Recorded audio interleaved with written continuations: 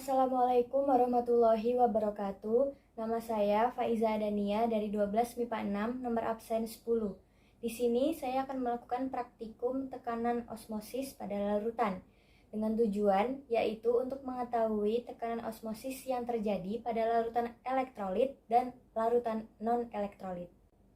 Alat bahan yang kita butuhkan, yang pertama yaitu kita akan membutuhkan 3 buah gelas. Yang kedua adalah air mineral atau air sumur. Yang ketiga adalah 1 buah timun. Yang keempat, 1 buah sendok makan. Yang kelima, gula.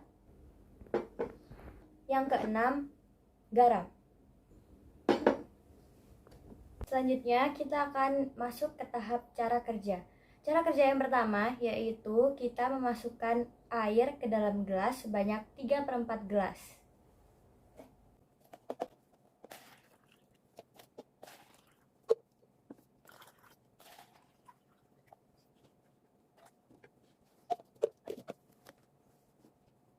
Selanjutnya yaitu kita akan memasukkan 1 sendok makan gula ke dalam gelas kedua.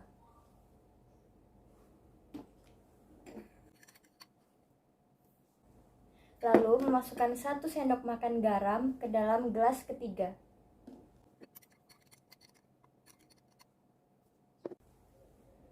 Langkah selanjutnya, langkah ketiga, yaitu kita akan memotong timun dengan 3 bagian yang sama besar. Sudah menjadi 3 bagian yang berukuran yang sama besar.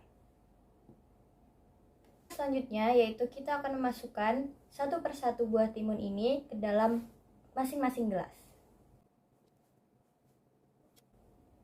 Lalu kita akan mengamati bagaimana hasilnya nanti setelah 1 jam ke depan. Oke, kita sampai di tahap hasil dari percobaan kita kali ini, yaitu pada gelas pertama yang berisi air biasa, timun tetap dan tidak mengalami perubahan apapun. Dan pada gelas kedua yang berisi larutan air gula, timun menjadi lebih lunak dibanding gelas pertama. Dan pada gelas ketiga, timun menjadi yang paling lunak di antara kedua gelas lainnya dan mengalami sedikit pengerutan.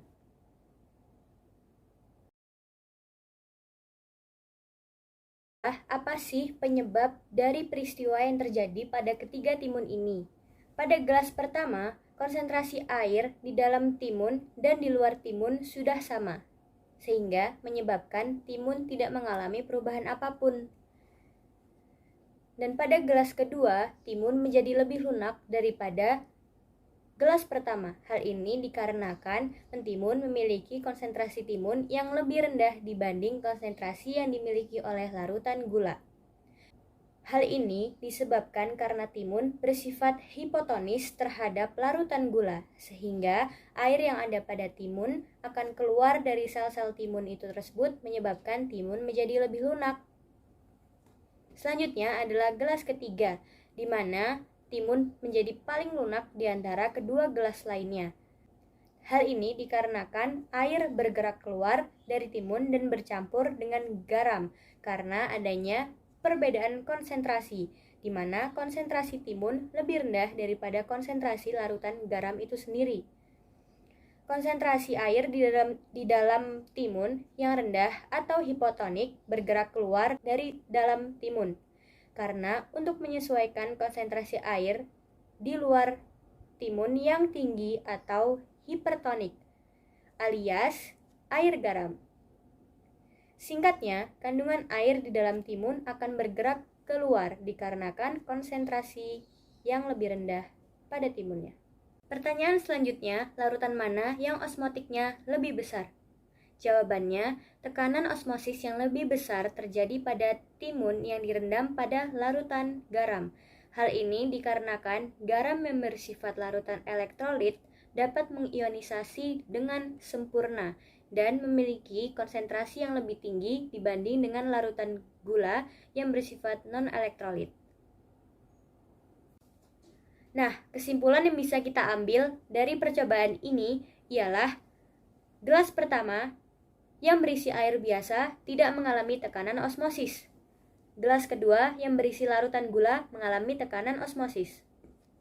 Begitu pula dengan gelas ketiga yang berisi larutan garam mengalami tekanan osmosis, di mana osmosis merupakan berpindahnya zat pelarut dari larutan yang konsentrasinya rendah ke larutan yang konsentrasinya lebih tinggi melalui selaput semi-permeable. Sehingga zat-zat dari dalam sel timun akan keluar dalam larutan tersebut, menyebabkan timun menjadi lebih lunak dan semakin kisut pada larutan garam. Sekian percobaan yang saya lakukan. Apabila masih terdapat kekurangan, saya mohon maaf yang sebesar-besarnya. Wassalamualaikum warahmatullahi wabarakatuh. Sekian dari saya.